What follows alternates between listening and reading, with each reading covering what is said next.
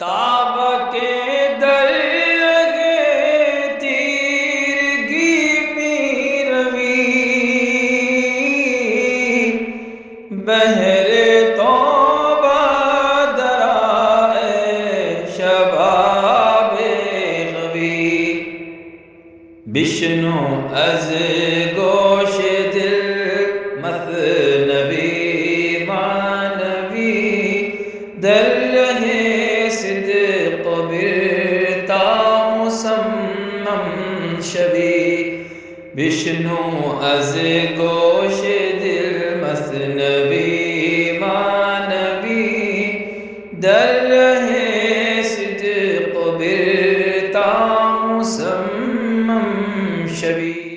بسم اللہ الرحمن الرحیم، الحمدللہ رب العالمین، والصلاة والسلام علی سیدنا مولانا محمد سید الاولین والآخرین وعلی آلہ واصحابہ اجمعین، اما بعد۔ گزشتہ کے درس میں ہم پڑھ رہے تھے داؤد علیہ السلام کا تمام حاضرین کو جو آپ کی عدالت میں حاضر ہوئے تھے جنگل کی طرف لے جانا تاکہ اس شخص کو منظر عام پر لائے، اس کے کرتوتوں کو لوگوں کے سامنے ظاہر کرے، جس نے گائے پر دعوے داری کی تھی لیکن جس کے ساتھ اس نے یہ سلوک کیا تھا اور چوری کا الزام لگایا تھا وہ اصل میں اسی کی گائے تھی، کیونکہ اس کے دادا کی ملکیت تھی اور یہ شخص اس کا غلام تھا۔ اور غلام وہ ہوتا ہے، وہ اگر غلام ہے، اس کی بیوی اگر غلام ہے تو پھر اولاد بھی غلام ہوتی ہے، اور مال دولت جو کچھ اس کے پاس ہے وہ اپنے آقا کی ہی ملکیت ہوتی ہے۔ تو غلامی کسب و کارت مل کے اوست، شرع جستی شرع وسطی رو نکوست۔ اب داؤد علیہ السلام نے اس سے کہا تھا کہ تو نے شرعی طور پر فیصلہ چاہا تھا نا، کہا تھا نا کہ یہ کیسی شریعت ہے، کیسا انصاف ہے۔ اب شریعت بھی لاگو ہوگی، انصاف بھی لاگو ہوگا، اور بہت بہترین فیصلہ ہے جو اب ہونے جا رہا ہے۔ خواجرہ کشتی بے استم زار زار، ہم بریجا خواجہ گویاں زین ہار۔ تو نے بڑے بڑے ظلم کیے اور اس طرح کا ظلم کر کے تو نے اپنے ہی آقا کا قتل کیا۔ نمک حرامی کا ایسا ننگا ناچ کہتے ہیں اس کو، وہ تو نے کیا۔ اور پھر میں وہ بھی جانتا ہوں جب تو اس کو قتل کرنے کے لیے آگے بڑھ رہا تھا، اس کی گردن پر چھری پھرا رہا تھا، تو وہ کس طرح سے اپنے بچانے کے لیے، اپنی جان بچانے کے لیے تیرے سامنے التجا کر رہا تھا، مجھے بخش دو، مجھے چھوڑ دو، امن دے دو، گڑ گڑا رہا تھا۔ تو غلام تھا، تیرا مالک تیرے سامنے گڑ گڑا رہا تھا اور تو نے سخت دلی کا مظاہرہ کرتے ہوئے اس کی گردن اڑائی تھی۔ کارد از اشتاب کردی زیر خاک، از خیالے کے بدیدی سہم ناک۔ اور تو نے اس کا قتل کیا، اور قتل کرنے کے بعد اس کی لاش کو زمین میں گاڑ دیا، اور اس کے بعد تو نے جلدی سے اپنی چھری بھی زمین میں گاڑ دی تھی، اور خوف کے مارے گاڑ دی تھی، کیونکہ وہ چھری جس سے تو نے اس کا قتل کیا تھا اس کے اوپر تیرا نام بھی انگریو تھا، گندا تھا۔ جیسے ہی تو نے قتل کیا تجھے خوف ہو گیا کہ کہیں لوگ اس چھری کی وجہ سے مجھے پکڑ نہ لیں، لہٰذا تو نے وہ چھری بھی دفن کر دی تھی خوف کے مارے، وہ بھی مجھے معلوم ہے۔ نکسرش باکار در زیر زمیں، باس کاوی دی زمیرہ ہم چنی۔ اب چلو میں اس مقام پر تم سب کو لے کے چلتا ہوں جہاں پہ اس آدمی کا سر دفن ہے اور وہ چھری دفن ہے۔ یہاں کھودو دھڑ نکلے گا، یہاں کھودو سر نکلے گا، یہاں کھودو چھری نکلے گی۔ نام ایسگ ہم نوشتہ کارت بر، کرد با خواجہ چنی مکر و ضرر۔ اور دیکھو چھری کے اوپر اس کا نام بھی لکھا ہوا ہے۔ اب ثبوت کے اندر ثبوت نکلتا ہی چلا جا رہا ہے، مقتول کی لاش بھی برآمد ہو رہی ہے، اور جس ہتھیار سے اس کا قتل کیا گیا ہے وہ بھی برآمد ہو رہا ہے، اور ہتھیار بول رہا ہے کہ چلایا کس نے، کس کا ہتھیار ہے۔ ایسے آقا کے ساتھ تو نے مکاری کی اور نقصان پہنچایا، اب اس کی سزا ہوگی۔ ہم چنا کردند چوں بشکافتند، در زمیں آکارد با سر یافتند۔ حضرت داؤد علیہ السلام کے کہنے کے مطابق لوگوں نے ایسے ہی کیا، جہاں جہاں آپ نے زمین کھودنے کا حکم دیا تھا وہاں زمین کھودی گئی، تو لاش بھی نکلی، سر بھی نکلا، چاقو بھی نکلی، اور چاقو کے اوپر نشان نام بھی نکلا۔ ولولا افتاد در خلق آزماں، ہر یکے زنار بے برید از میاں۔ اب جیسے ہی یہ ثبوتوں کے ساتھ واقعہ منظر عام پہ آیا، لوگوں میں شور مچ گیا، ہنگامہ مچ گیا، غل ہونے لگا، یہ کیا ہو گیا، ہم کو خبر ہی نہیں۔ اور وہ سارے لوگ جو حضرت داؤد علیہ السلام کے بارے میں عجیب عجیب باتیں کر رہے تھے، ظاہر بات ہے نبی کے ساتھ اس طرح کی گفتگو کرنا کفر کے راستے پر لے کر چلا جاتا ہے۔ نبی کے ساتھ کوئی امتی اگر اس طرح کا بدتمیزی کا رویہ اختیار کرے تو وہ کافر ہو جاتا ہے۔ تو اب چونکہ حقیقت سامنے آ چکی تھی تو مولانا روم نے کہا ہر ایک نے اپنے کمر میں سے جو زنار تھا وہ نکال کر پھینک دیا۔ زنار اصل میں ایک علامت ہوتی ہے کفر کی، جو کافر لوگ اپنے کافر ہونے کی علامت کے طور پہ گلے میں ڈال لیتے ہیں۔ تو جو کفر کا راستہ اختیار کرتے ہیں ان کے بارے میں کہا جاتا ہے ان کے گلے میں زنار ہے۔ تو اب ان لوگوں کے گلوں میں بھی زنار تھا نا، معنوی زنار کفر کا، داؤد علیہ السلام کے ساتھ کی جانے والی بدتمیزی کا، انہوں نے نکال کر پھینک دیا۔ جملہ از داؤد گشتہ عذر خواہ، زاں کے بدزن گشتہ بودن دو تباہ، اور سب کے سب حضرت داؤد علیہ السلام سے معافی چاہنے لگے، اس لیے کہ داؤد علیہ السلام کے ساتھ انہوں نے بدگمانی کی تھی اور اپنے آپ کو تباہ کر لیا تھا۔ بعد ازاں گفتش بیا اے داد خواہ، داد خود بستاں ازی روئے سیاہ۔ اب اس کے بعد اس شخص سے جس نے گائے ذبح کی تھی، داؤد علیہ السلام نے کہا کہ آ اے فریادی، اب تو آ، تیرے دن آ گئے ہیں، اب تیرے بدلہ لینے کا وقت آ گیا ہے۔ اس شخص نے تیرے دادا کا مال ہڑپا تھا، تیرے دادا کو قتل کیا تھا، اب اس کا سارا مال ترکے میں تو تیرے حوالے ہو جائے گا، لیکن قتل بھی کیا ہے نا، تو اب قتل کا بدلہ تو قتل ہوتا ہے، قصاص، اب قصاص کا وقت آ گیا ہے، اب دادا کا قصاص پوتا لے گا، آ جا تو سامنے۔ ہم بداں تیغش بے فرمود و قصاص، کہ کند مکرش ز علم حق خلاص۔ اسی کی تلوار سے اب اس کا قتل بھی کیا جائے گا، اسی کی تلوار، اسی کے چاقو سے۔ یہی قصاص کا طریقہ کار ہے، جس ہتھیار سے اس نے یہ قتل کیا ہے اب اسی ہتھیار سے اس کا قتل ہوگا، کیونکہ جو مکر ہے، دھوکہ دہی ہے، اللہ تعالیٰ کے فیصلے کے سامنے بچ نہیں سکتی۔ اللہ تعالیٰ چھپا دیتا ہے، معاف کر دیتا ہے بہت ساری غلطیوں کو، صرف اس لیے کہ بندہ توبہ کرتا ہے، گڑ گڑاتا ہے، روتا ہے، اپنی غلطی کا اقرار کرتا ہے۔ جس دن بندے نے غلطی کر کے اقرار کرنے، توبہ کرنے اور ماننے کے بجائے حق دھرمی کا مظاہرہ کیا یا دلیلیں پیش کرنے کی کوشش کی، اپنے آپ کو حق بجانب ٹھہرانے کی کوشش کی، وہاں پر اللہ تعالیٰ کی شان رحیمی، شان کریمی رک جاتی ہے، وہاں پر انصاف شروع ہو جاتا ہے۔ حلم حق گرچہ مواسا حاکنت، چونکہ از حد بگزرت رسوا کنت۔ اللہ تعالیٰ کی جو بردباری ہے، اس کا جو حلم ہے، اس کی جو رحمت ہے، غلطیوں کو دیکھ کر بھی انجان بننے والی جو صفت ہے، وہ بہت غمخواری کرتی ہے بندوں کی، بہت لاڑ کرتی ہے، غمخواری کرتی ہے، اپنا کام کرتی ہے، اس وقت تک جب تک کہ معاملہ حد سے نہ گزرے، اس وقت تک اللہ تعالیٰ عیبوں کو چھپاتا ہے، معافی کا طریقہ بھی اختیار کرتا ہے۔ لیکن جب معاملہ حد سے گزر جاتا ہے، انسان اپنے لمٹس کراس کرنے کے راستے پر چلا جاتا ہے، تو پھر یہی اللہ تعالیٰ کا فیصلہ اس کو رسوا کر دیتا ہے، سر بازار ننگا کر دیتا ہے۔ چون خسپت در فتد در ہر دلے، میل جست و جو کشف مشکلے۔ اور یاد رکھو، کہا جاتا ہے کہ خون سوتا نہیں ہے، خون چھپتا نہیں ہے، خون کرو گے تو کبھی نہ کبھی قاتل پکڑا جائے گا۔ اور جب ایسے واقعات ہوتے ہیں نا، جب اللہ تعالیٰ کسی کا عیب ظاہر کرنے کے راستے پر ڈال دیتا ہے تو مخلوق کے اندر جستجو پیدا کر دیتا ہے، کس نے قتل کیا جاننے کی۔ مخلوق بے چین ہو جاتی ہے، حالانکہ ان کو کیا واسطہ، قتل کرنے والے نے قتل کیا، قتل ہونے والے قتل ہو گئے، لیکن لوگوں کو کوئی جستجو نہیں ہوتی۔ ایسے بہت قتل ہوتے رہتے ہیں دنیا میں، لوگوں کو پتہ بھی نہیں چلتا، جستجو بھی نہیں ہوتی۔ لیکن جب ظالم کو، قاتل کو اللہ تعالیٰ منظر عام پہ لانا چاہتے ہیں تو لوگوں کے اندر جستجو پیدا کر دیتے ہیں، مشکل کھولنا چاہتے ہیں، لوگ پوچھنے لگتے ہیں کیا ہوا اس قتل کا، کیا ہوا اس قتل کا، مجرم پکڑا گیا کہ نہیں پکڑا گیا۔ یہ بھی اللہ کی جانب سے ہوتا ہے۔ اختزائے داوری رب دی سر برارت از ضمیر آنوئی۔ اللہ تعالی منتقم بھی ہے، رحم کرنے والا، بردبار، کرم کرنے والا، معاف کرنے والا، یہ سب ہے، لیکن منتقم بھی ہے، انتقام لینے والا، بدلہ لینے والا بھی ہے۔ اور اس بدلہ لینے والے رب کے انصاف کا تقاضا یہ ہے کہ ایسے مجرم سامنے آ جائیں، اور وہ لاتا ہے۔ کہاں فلاں چشد حالش چہ کشت، ہم چنا کے جوشت از گلزار کشت۔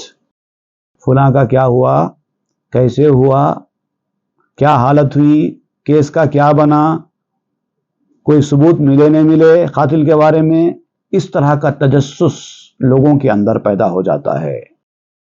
اسی طرح جیسے کہ باغ سے بویا ہوا پھل جوش مارتا ہے، جیسے باغ میں ہوتا نا، آپ بیج بو دیے، اس کے بعد کچھ وقت کے بعد وہ سارے بیج پودے بن کر زمین کے اوپر لہلہانے لگتے ہیں۔ ایک وقت کے بعد لوگوں کے اندر بھی وہ کرید پیدا ہو جاتی ہے، جستجو پیدا ہو جاتی ہے جاننے کی۔ جو ششے خوں باشد آں وا جستہا، خارش دلہا و بحث و ماجرا۔ یہ جو جستجویں ہوتی ہیں لوگوں کی، سسپنس پیدا ہو جاتا ہے لوگوں کے دلوں میں، کیا ہوا کیا ہوا کیا ہوا، یہی وہ خون کا جوش کہلاتا ہے جو اپنا اثر دکھاتا ہے۔ دلوں کے اندر خارش ہو جاتی ہے لوگوں کے، جب تک ان کو خارش کے آدمی کی ایک نشانی ہوتی ہے کہ جب تک اس کو کھجائے نہیں سکون نہیں آتا، ویسے اللہ تعالیٰ لوگوں کے دلوں میں خارش پیدا کر دیتے ہیں، جب تک ان کو پتہ نہ چلے کیا ہوا تب تک سکون سے نہیں بیٹھتے، نیوز لگا کے بیٹھ جاتے ہیں، اخبار پڑھتے ہیں، ان سے پوچھتے ہیں ان سے پوچھتے ہیں، ارے بھائی آپ کو کیا غرض ہے؟ نہیں، وہ اللہ تعالیٰ نے خارش دل کے اندر پیدا کر دی ہے، اور جب تک کھجائیں گے نہیں تب تک وہ خارش دور نہیں ہونے والی۔ کیا چل رہا ہے، چار لوگ مل کے بحث کرتے ہیں، کامنٹس پاس ہوتے ہیں، ایسا ہوا ویسا نہ ہوا، پھر وہ اس معاملے میں اپنی اپنی رائے بھی پیش کرتے ہیں، اپنے اپنے نظریات بھی پیش کرتے ہیں، یہ کچھ بولتے ہیں وہ اس سے اختلاف کرتے ہیں، نہیں ایسا ہوا ہوگا ویسا ہوا ہوگا، یہ سب چلتا رہتا ہے۔ یہ سب ہوتا ہے، اللہ تعالیٰ اس کیس کو سامنے لانا چاہتے ہیں تو ہوتا ہے، جب اللہ تعالیٰ دبا دینا چاہتے ہیں تو سب بھول جاتے ہیں، کسی کو بھی یاد نہیں رہتا۔ چونکہ پیدا گشت سر کار او، معجزہ داؤد شد فاش الدتو۔ جب اس کے کارنامے کا راز ظاہر ہو گیا تو اب حضرت داؤد علیہ السلام کا جو معجزہ تھا، یقیناً یہ ایک معجزہ تھا نا، عام عدالتوں میں ایسا تو نہیں ہو سکتا۔ عام عدالت تو ثبوت کے منظر عام پہ آنے کے بعد فیصلہ کرتی ہے، یہاں پر تو عدالت ہی ثبوت کو منظر عام پہ لا رہی ہے، تو یہ تو معجزہ ہے۔ تو یہ معجزہ دنیا بھر میں مشہور ہو گیا۔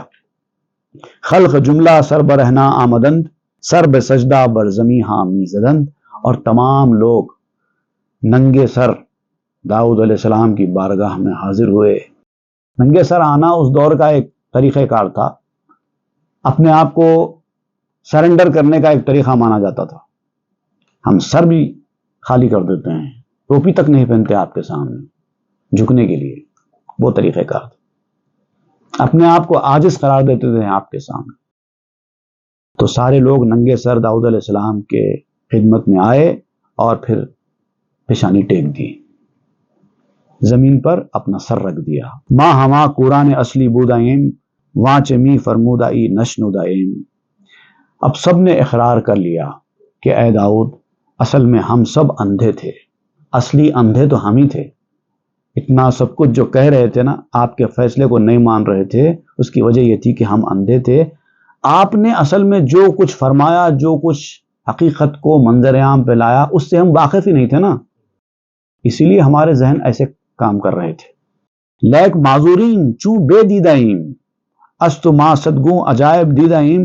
ہم معذور ہیں، ہماری مجبوری تھی، ہم جانتے نہیں تھے، کیونکہ ہم وہ آنکھیں نہیں رکھتے جو آپ کے پاس ہیں، اور آپ سے تو ہم نے سینکڑوں اس طرح کی باتیں دیکھی ہیں، سنی ہیں آپ کے بارے میں، کافی عجائب آپ نے دکھائے ہیں، کافی معجزات کرامتیں آپ نے دکھائی ہیں، تو یہ ہمارے لیے اتنی تعجب خیز بات نہیں ہے۔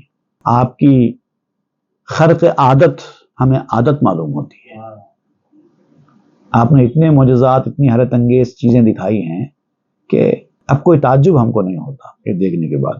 سنگ باتو در سخن آمد شہیر، کز برائے غزو طالوتم بگیر۔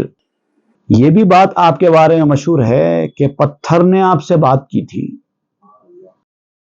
پتھر نے آپ سے خواہش کی تھی کہ مجھے طالوت کے ساتھ جہاد کرنے کے لیے بھیجیے۔ یہ طالوت اور جالوت کا واقعہ ہے، قرآن مجید میں بھی اس کا ذکر ملتا ہے۔ معاملہ یہ تھا کہ جالوت ایک بہت کافر حکمران تھا اور بڑا شدت کا، بڑا غضبناک تھا۔ اس نے کافی ظلم برپا کیے تھے اپنے ملک میں، اور طالوت جو تھے وہ اللہ کے ایک نیک بندے تھے۔ یوں سمجھیے کہ داؤد علیہ السلام کے بچپن کا واقعہ ہے۔ داؤد السلام کے بچپن میں وہ حق کے راستے پر تھے اور اس وقت کے ولی تھے۔ تو طالوت علیہ الرحمہ نے فیصلہ کیا جالوت سے مقابلہ کرنے کا، اپنے لشکر کو اکٹھا کر لیا، لیکن چونکہ یہ چھوٹا سا لشکر تھا اور یہ جالوت بہت بڑا طاقتور حکمران تھا، اس سے مقابلہ اتنا آسان نہیں تھا۔ تو آپ نے اپنے لشکر کو ایمان کی مضبوطی کے ساتھ تیار کیا اس سے لڑنے کے لیے، اور جالوت کے محل کے پاس چلے گئے اور اعلان کیا کہ میری بہت ہی خوبصورت لڑکی ہے، اور جو کوئی جالوت کا قتل کرے گا میں اس کا نکاح اپنی بیٹی سے کر دوں گا، اعلان کیا طالوت علیہ الرحمن۔ لیکن کسی کی ہمت نہیں تھی، کون کرے گا جا کے جالوت کا قتل؟ جالوت کا قتل کرنے کا مطلب یہ کہ اپنے آپ کو موت کے کنویں میں ڈالنا ہے۔ داؤد علیہ السلام کم عمر تھے، آپ کو ارادہ ہوا کہ میں جالوت کا قتل کروں، لیکن کس طرح سے کرتے؟ بڑے بڑے سرماؤں کے سامنے ایک کم عمر شخص کی کیا حیثیت ہو سکتی ہے؟ لیکن آپ راستے سے گزر رہے تھے تو ایک مرتبہ تو ایک پتھر نے آواز دی، اے داؤد آپ مجھے اٹھائیے، میں موسیٰ کا پتھر ہوں، آپ مجھ سے جالوت پر حملہ کیجئے۔ آپ نے پتھر اٹھا لیا، پھر چند قدم گزرے تھے کہ پھر ایک پتھر نے آواز دی کہ اے داؤد آپ مجھے اٹھا لیجئے، میں ہارون کا پتھر ہوں، مجھ سے آپ جالوت پر حملہ کیجئے۔ آپ نے وہ پتھر بھی اٹھا لیا، پھر آگے گئے، آگے جانے کے بعد ایک تیسرے پتھر سے آواز آئی، اے داؤد آپ مجھے اٹھا لیجئے، میں جالوت کا قاتل ہوں۔ اب جو اصل قتل کا جو سبب بننے والا پتھر تھا وہ ملا، جس سے جالوت کا قتل ہونے والا تھا، وہ بھی اٹھا لیا۔ اب دیکھیے یہاں پر حضرت داؤد علیہ السلام کے ایک نازک پہلو کو آپ یاد رکھیے، جب جالوت کو قتل کرنے والا پتھر مل گیا تیسرے مرحلے میں تو پہلے اور دوسرے پتھروں کی اہمیت ختم ہو گئی نا، لیکن داؤد علیہ السلام نے ان دونوں پتھروں کو چھوڑا نہیں۔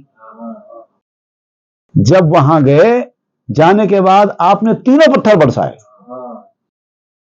موسیٰ کا پتھر بھی برسایا، ہارون کا پتھر بھی برسایا، اور یہ پتھر بھی برسایا جو قاتل جالوت ثابت ہوا۔ اور آپ یقین رکھتے تھے کہ یہ قاتل جالوت پتھر اس وقت تک کام نہیں کرے گا جب تک یہ دو پتھر نہیں چلیں گے۔ بزرگوں کی کتنی اہمیت ہے یہ داؤد علیہ السلام نے سکھایا ہے۔ تو اس کا ذکر آپ یہاں پر سرسری ذکر کر رہے ہیں۔ پتھر نے آپ سے بات کی، یہ بات مشہور ہے۔ طالوت کے ساتھ جا کر جالوت سے جہاد کرنے کے لیے مجھے استعمال کیجیے جو پتھر نے کہا تھا، وہ تو آپ نے سنا تھا نا، یہ تو مشہور بات ہے۔ تو بسہ سنگو فلاخ نامدی، صد ہزاراں مرد را برہم زدی۔ آپ نے 3 پتھر اور ایک فلاخن کے ساتھ حملہ کیا تھا، اور اس سے لاکھوں انسان مارے گئے جالوت کے لشکر کے۔ ایسے وہ 3 پتھر تھے کہ جس سے جالوت کے لاکھوں لشکری مارے گئے تھے۔ تو کیا کیا چیزیں آپ لے کر گئے تھے وہاں پر؟ 3 پتھر اور ایک فلاخن۔ فلاخن فارسی میں کہتے ہیں اور اس کو انگلش میں کہتے ہیں سلنگ۔ بعض لوگوں کو شاید سلنگ سمجھ میں نہیں آئے گا، گوپھن، گوپھن ہندی میں کہتے ہیں۔ ایک رسی ہوتی ہے جس سے وہ پتھر کو رکھ کے چھوڑتے ہیں۔ اگر آپ ہماری اردو میں اگر اس بات کو بات تو اس کو غلیل کہیں گے۔ تو 3 پتھروں کے ساتھ آپ غلیل لے کر گئے تھے۔ تیلگو میں جولے کہتے ہیں اس کو، اور مراٹھی میں تو بڑا دلچسپ لفظ ہے اس کے لیے، بھرکاؤ نے، بھرکانا، یہ मराठी سے آیا ہے हमारी زبان میں. کوئی بھی چیز بھرکانا, بھرکا انہیں کہتے ہیں. संग हायत सद हजारां पाराशुद, हर ये के मरखस मरा खूं खाराशुद. तो 3 पत्थर जब आपने भिरकाए तो ये लाखों टुकड़ों में तब्दील हो गए और एक एक पत्थर एक एक दुश्मन के सर पे जाके लगा. और वो जो तीसरा पत्थर था वो जालूत को कत्ल करने का सबब बना. मतलब तीनों पत्थर भी जरूरी थे वहां पर. आहन अंदर दस्त तो चूं मोम शुद्ध क्यों जिरा साजी तोरा मालूम शुद्ध. ये भी हम जानते हैं कि आपके हाथ में लोहा आता था तो मोम बन जाता था, और आप जिरा बनाना अच्छी तरह जानते थे. उससे लोहे को अपने हाथ में लेते, लोहा नरम पड़ता, फिर जो चाहे उससे बना लेते थे. आग में डालकर लोहे को पिघलाकर कुछ बनाने की जरूरत नहीं थी आपको. आपके हाथ में लोहा लेते ही लोहा नरम होता था, फिर आप उसको जैसा चाहे ढाल लेते थे और जिरहे बनाते थे. को हा बातू रसायल शुद शुकूर, बातू मी खानंद चू मुकरी जबूर. पहाड़ भी शुक्रगुजारी में आपके हम आवाज हो गए थे. रिवायत किया जाता है कि जब हजरत दाऊद अलैहिस्सलाम जबूर पढ़ते थे तो पहाड़ भी उनके साथ जबूर पढ़ा करते थे, और वो भी बाआवाज़ बुलंद. पहाड़ों से आवाज आती थी जबूर पढ़ने की, बिल्कुल ऐसे जैसे कि कोई कारी पढ़ता है वैसा पहाड़ पढ़ा करते थे. वो भी हम जानते हैं. अब ये सारी फजीलतें जानते हैं ये लोग, लेकिन देखिए वक्त पर कैसे ईमान कमजोर हो जाता है. एक फैसला जो उनकी समझ में नहीं आया, ये सारी फजीलतों को पीछे कर दिया. ये भी इंसान की एक बड़ी कमजोरी है. आप जानते हैं कि एक आदमी सही फैसले करता है, इतने बड़े मुकाम का है, ये है वो है, सिर्फ एक फैसला अगर आपकी समझ में नहीं आया उसका, तो आप उसकी सारी बड़ी चीजों को साइड में कर देते हैं. ये कमजोरी है इंसान की. सद हजारां चश्म दिल बेक्षादा शुद्ध, अज दमे तो गैब रा आमादा शुद्ध. दिलों की लाखों आंखें आपकी वजह से खुली, लाखों लोग आपकी वजह से हिदायत याफ्ता हुए. आपके इरशादात से लोगों ने गैब पर ईमान लाने को तरजीह दी, सिर्फ आपकी वजह से. वहां कवितर अज हमा के दायमस्त, जिंदगी बख्शी के सरमत कायमस्त. और सबसे ज्यादा मजबूत और हमेशा रहने वाला जो आपका मुजज़ा था वो यही तो था. बाकी सारे मुजज़े इसके पीछे हैं. बड़ा मुजज़ा क्या है? आपने लोगों को ऐसी जिंदगी की तरफ दावत दी जो कभी खत्म न होने वाली जिंदगी है. सबसे बड़ी चीज तो वो है. हवाओं पर चलना, पानी पर चलना, हवा में उड़ना, मुर्दों को जिंदा करना, ऐसे अजीब अजीब हैरान कुन मुजज़ात करामतें दिखाना कोई बड़ी बात नहीं है. लोगों को, भटके हुए लोगों को अल्लाह के रास्ते पर लाने में कामयाब होना उससे बड़ा मुजज़ा है. तो ये मुजज़ा भी आपने कर दिखाया. जाने जुमला मुजज़ात नस्त खुद, खूब बख्शत मुर्दरा जाने अबद. ये खुद तमाम मुजज़ों की जान है जिस मुजज़े का हम जिक्र कर रहे हैं, कि वो दिल के मुर्दों को अबदी हयात अता करता है. हमेशा के लिए उनके दिल जिंदा हो जाते हैं. कुश्ता शुद्ध जालिम जहाने जिंदा शुद्ध, हर ये के अजनौ खुदारा बंदा शुद्ध. और जालिम कत्ल कर दिया गया, जालिम को पकड़ा गया, उसका जुर्म साबित हो गया, सबूत आए, क़िसास लेने का हुक्म जारी हो गया.